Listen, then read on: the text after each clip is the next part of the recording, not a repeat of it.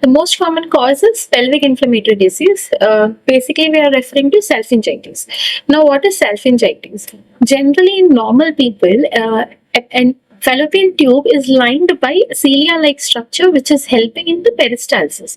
That is, it is helping eggs to pass inside the uterus.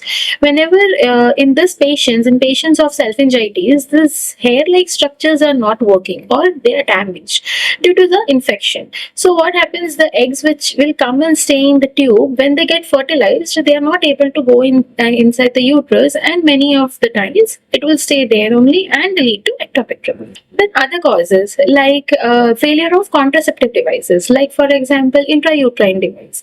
In that, many times because of any failure reasons, it can lead to ectopic pregnancies. Other than that, progesterone only pills. If you're taking progesterone only pills once in a while, there are rare possibilities that because it will lead to disturbance in the tubular motility, there can be ectopic pregnancy chance.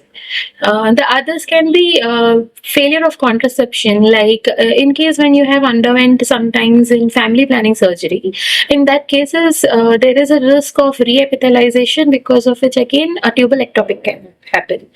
Even intrauterine devices can might lead to ectopic pregnancy. Sometimes while receiving infertility treatment, because of unknown reasons, there can be a risk of ectopic pregnancy. Other than that, prior abortions, because of which you could have had some infections which might ascend and lead to any ectopic pregnancy. Also, some reconstructive surgeries done for the tubes, or anytime if there are some pelvic adhesions which might lead to ectopic pregnancy. Even if you have any developmental defects like elongation of tubes, or at times any problem that also lead to ectopic pregnancy.